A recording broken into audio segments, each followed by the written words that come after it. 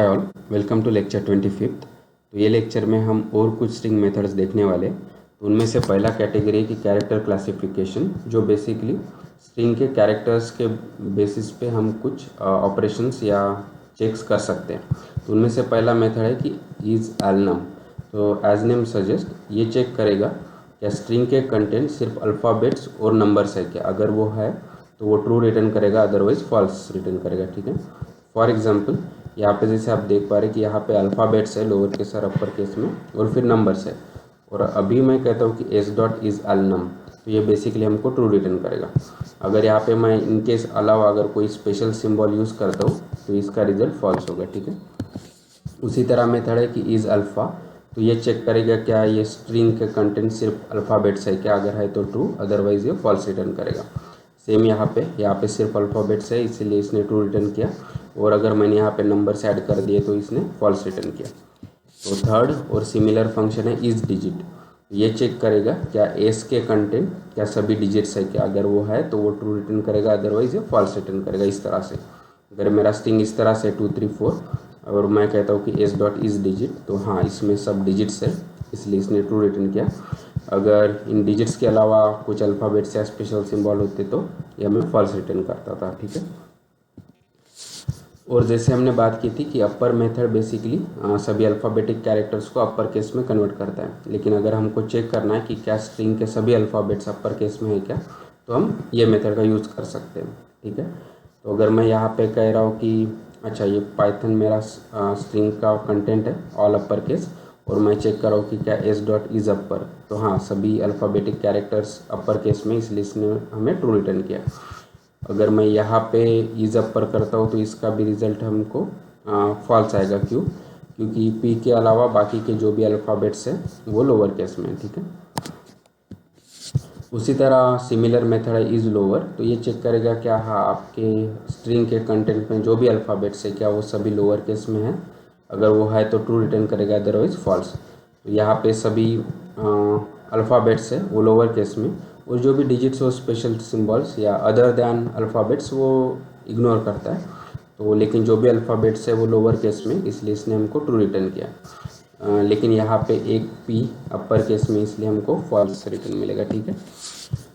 और एक important method है कि इज स्पेस, तो ये चेक करेगा क्या तुम्हारे स्ट्रिंग के कंटेंट सब स्पेस है क्या। तो अगर आपके वाइट स्पेसेस है और मैं अगर कहता हूँ कि इज स्पेस, तो ये ट्रू मिलेगा। पाइथन में ये वाइट स्पेस के अलावा कुछ ये slash T slash N and slash R, इनको भी वो स्पेस कंसिडर करेगा। क्यों? क्योंकि स्लैश टी बेसिकली आपका रिप्रेजेंट कर रहा है कीबोर्ड का जो भी टैब है, तो basically 4 spaces. Slash N basically new line character है, जब भी आपको न्यू लाइन को जाना हो तो आप स्लैश एन का यूज़ कर सकते हो, या इंटरनली कंप्यूटर या बेसिकली आप टास्क की उस तरह से उसको रिप्रेजेंट कर रहा है।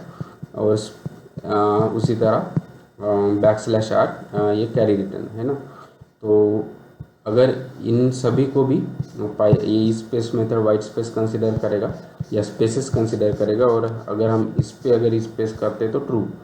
इसके अलावा अगर कुछ हम यूज़ करते हैं जैसे अल्फ़ाबेट्स डिजिट्स या कोई स्पेशल सिंबल, तो इसके लिए हमको फॉल्स रिटर्न आता था। ठीक है।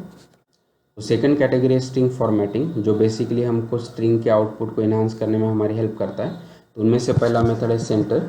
तो ये बेसिकली जो भी एस का वैल्यू है उसको गिवन फील्ड में सेंटर करके हमको नया स्ट्रिंग रिटर्न करेगा, और जो भी ये फील्ड पैरामीटर है जो पैडिंग कैरेक्टर वो ऑप्शनल है। ठीक है। और बाय डिफ़ॉल्ट वो वाइट स्पेसेस होता है। तो फॉर एग्जांपल अगर मेरा एस का वैल्यू है पाइथन और मैं कहता हूँ कि एस डॉट सेंटर ऑफ 10, तो ये बेसिकली देखेगा कि 10 ये विड्थ में पाइथन को वो सेंटर करके फिर हमको एक नया स्ट्रिंग इस तरह से रिटर्न करेगा। तो आप देखोगे कि आउटपुट का टोटल लेंथ है 10, तो इसलिए उसके पहले 2 स्पेसेस है, फिर पाइथन, क्योंकि ये पाइथन का टोटल लेंथ है 6, और उसके बाद 2 स्पेसेस है। इस तरह से उसने आउटपुट में पाइथन को सेंटर में रख के हमको आउटपुट रिटर्न किया है। और जो भी ये वाइट स्पेस के अलावा हम ये जो भी फिलिंग ऑप्शन है या पैडिंग कैरेक्टर्स है वो हम एक्सप्लिसिटली मेंशन कर सकते हैं। और मैं अगर चाहता हूँ कि स्पेसेस की जगह यहाँ पे अगर हाइफन हो तो मैं इस तरह से कर सकता हूँ। अभी मेरा इसका वैल्यू सेम है और मैं कहता हूँ कि एस डॉट सेंटर मेरा विड्थ 10 है, लेकिन अभी पैडिंग कैरेक्टर है हाइफन। तो अभी यहाँ पे आपको क्लियर हो जाएगा कि इसका आउटपुट इस तरह से रहेगा। कि टोटल विड्थ है 10, तो उसका सेंटर के 6 कैरेक्टर यानी इसके पहले के 2 एडिशनल पैडिंग कैरेक्टर्स होंगे और एंड में 2 पैडिंग कैरेक्टर्स होंगे और बीच में इस तरह से पाइथन रख के वो मेथड ने हमको आउटपुट रिटर्न किया है। ठीक है, उसी तरह एल जस्ट जो बेसिकली जो भी हमारा स्ट्रिंग का वैल्यू है उसको लेफ्ट जस्टिफाई करके हमको नया स्ट्रिंग रिटर्न करेगा। तो फॉर एग्जांपल अगर मेरा वैल्यू है पाइथन और मैं कहता हूँ कि L just in width of 10, तो वो क्या करेगा, तो बेसिकली पाइथन के बाद 4 स्पेसेस ऐड करके हमको रिटर्न करेगा। क्यों? क्योंकि टोटल विड्थ है 10 और उसने वो पाइथन जो कि स्ट्रिंग का वैल्यू उसको लेफ्ट जस्टिफाई किया।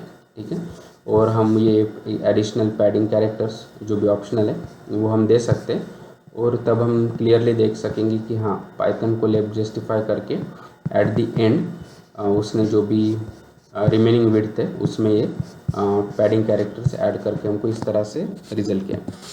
अगर इंस्टेड मैं चाहता हूँ कि वो राइट जस्टिफाई हो तो हमारे लिए उसके लिए भी मेथड है कि आर जस्ट, राइट। तो आर स्टैंड्स फॉर राइट। तो अगर मैं फिर से कहता हूँ कि S dot are just of 10, तो सेम विड्थ में जो कि है 10 उसमें पहले 4 स्पेसेस होंगे और हमारा जो भी स्ट्रिंग का कंटेंट है इस तरह से राइट में होगा। ठीक है, और अगर वो मोर क्लियर होगा अगर मैं कुछ पैडिंग कैरेक्टर्स देता हूँ लाइक हाइफन, तो हमको आउटपुट इस तरह से मिलेगा, राइट। विड्थ है 10, तो इसलिए हमारे टोटल 6 कैरेक्टर्स जो हमारे स्ट्रिंग के कंटेंट है वो एक्सट्रीम राइट में चले गए और जो भी पहले रिमेनिंग 4 विड्थ जो रिमेनिंग है वो इस तरह से जो भी हमने पैडिंग कैरेक्टर्स प्रोवाइड किए उससे फिल हो गया, राइट।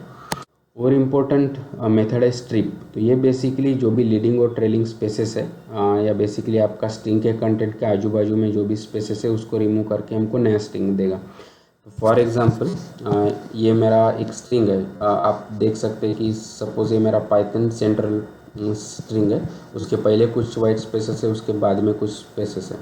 अगर मैं चाहता हूँ कि ये पूरे स्पेसेस मैं रिमूव करूँ उसके स्ट्रिंग के कंटेंट के पहले और उसके बाद में भी, और हमको सिर्फ स्ट्रिंग का कंटेंट एज आउटपुट मिलना चाहिए, तब हम ये स्ट्रिप मेथड का यूज़ करेंगे।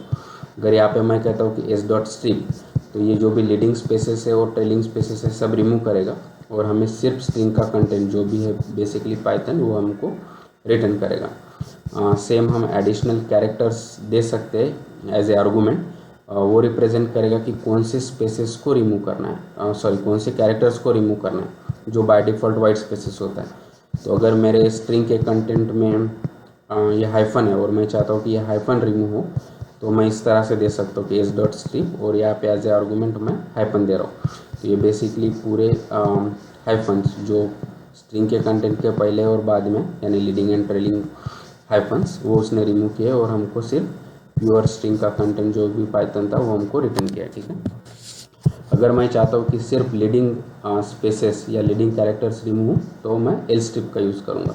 तो ये सेम वर्क होगा एक्सेप्ट कि ये सिर्फ लीडिंग स्पेसेस को रिमूव करेगा या लीडिंग कैरेक्टर्स को रिमूव करेगा और अभी हमको इस तरह से रिजल्ट मिलेंगे।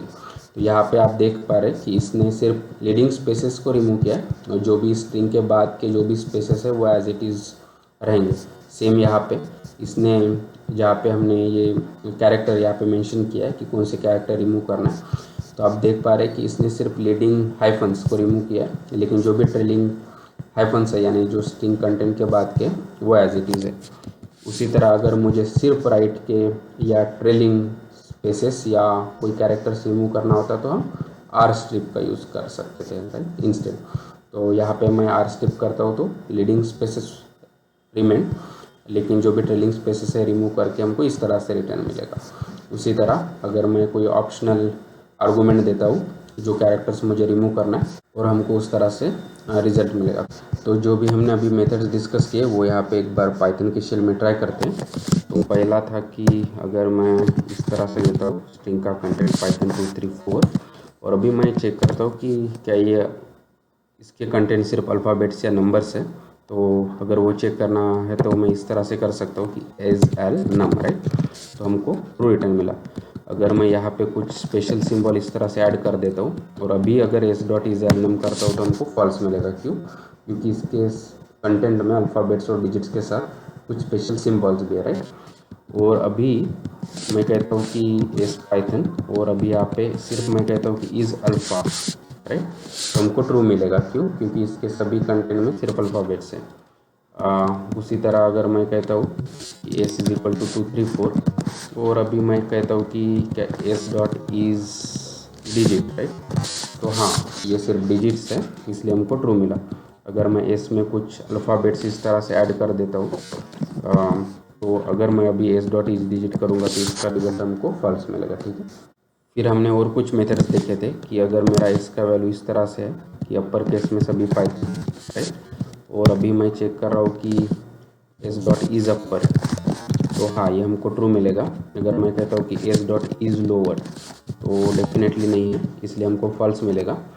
और हम कहता हूँ कि S dot is space, right, तो ये स्पेसेस नहीं है, इसलिए हमको फॉल्स मिला। लेकिन अगर मैं एस को सिर्फ यहाँ पे स्पेसेस रखता हूँ, या जैसे हमने बात की थी कि टैब या न्यू लाइन कैरेक्टर या कैरी रिटर्न, अगर इनमें से कुछ भी है और अभी मैं अगर कहता हूँ कि इस स्पेस, तो हमको ट्रू मिलेगा। लेकिन अगर इसके साथ अभी मैं कुछ और कैरेक्टर्स ऐड कर देता हूँ, तो अभी अगर मैं इस स्पेस करता हूँ तो हमको फॉल्स मिलेगा, ठीक है। तो यानी सिर्फ slash T slash N slash R और हमारे वाइट स्पेसेस है, वही उसको वो ट्रू करके हमको उसके अकॉर्डिंगली रिजल्ट देगा, ठीक है। और हमने स्ट्रिंग फॉर्मेटिंग को भी देखा था कि मेरा अगर इसका वैल्यू है पाइथन, राइट, और अभी मैं कहता हूँ कि S dot centre in width of 10, तो जैसे कि आप देख पा रहे हैं कि इसने पाइथन जो भी वैल्यू है उसको सेंटर में रखा है, उसके पहले जो भी रिमेनिंग कैरेक्टर्स है वो वहाँ पे उसने स्पेसेस ऐड किए हैं, ठीक है। और जैसे हमने बात की थी कि हम ऑप्शनल यहाँ पे कैरेक्टर भी मेंशन कर सकते हैं। अगर मैं हाइफन करता हूँ तो हमको सॉरी, यहाँ पे कॉमा था, हमको इस तरह से रिटर्न मिलेगा। अगर मैं कहता हूँ कि एस डॉट सेंटर की जगह एल जस्ट लेफ्ट जस्टिफाइड, तो अभी पाइथन जो भी स्ट्रिंग है वो लेफ्ट जस्टिफाई हो गया और उसने ट्रेलिंग हाइफन्स दिए। उसकी जगह अगर मैं एडजस्ट करता हूँ तो ये राइट जस्टिफाइड कंटेंट होके हमको इस तरह से रिटर्न मिलेगा, ठीक है। और हमने स्ट्रिप मेथड भी देखा था। अगर मेरा एस का कंटेंट इस तरह से कि कुछ कैरेक्टर्स है और बाद में पाइथन और फिर कुछ कैरेक्टर्स है, और मैं चाहता हूँ कि वो रिमूव हो जाए, तो मैं इस तरह से कर सकता हूँ, right, S dot strip. Okay, so by default ये वाइट स्पेसेस के लिए देखेगा, लेकिन अगर मैं यहाँ पे अभी ऑप्शनल कैरेक्टर्स ऐड करता हूँ, तो बेसिकली अभी इसने वो कैरेक्टर्स रिमूव किए उसके स्ट्रिंग के पहले और बाद में भी, तो लीडिंग एंड ट्रेलिंग वो हाइफन्स इसने रिमूव करके हमको इस तरह से रिजल्ट दिया है, राइट। अगर इसके अलावा मैं अगर एल स्ट्रिप करता था तो ये बेसिकली अभी सिर्फ लीडिंग हाइफन्स को रिमूव करके हमको इस तरह से रिजल्ट देता था। और इंस्टेड अगर मैं आर स्ट्रिप करता था तो ये बेसिकली अभी सिर्फ ट्रेलिंग हाइफन्स को रिमूव करेगा। तो ये यूज़फुल है जब स्पेशली हम यूज़र से इनपुट लेते हैं, तो जब भी बाय मिस्टेक कुछ एडिशनल स्पेसेस दे सकते हैं। तो अगर हमको चाहिए कि हम सिर्फ स्ट्रिंग कंटेंट को वैलिडेट करें, तो पहले हम इस पर स्ट्रिप मेथड जनरली लगाते हैं ताकि वो जो भी एडिशनल स्पेसेस है वो रिमूव हो जाए और बाद में हम प्रोसेस करते हैं, राइट। तो आई होप कि अभी जो भी स्ट्रिंग मेथड्स है कैरेक्टर क्लासिफिकेशन और स्ट्रिंग फॉर्मेटिंग के रिलेटेड, उसके बारे में आप लोगों को अच्छा आइडिया आया होगा। So please like the video, share the video, subscribe to the channel, and keep learning, keep coding and have fun. Thank you.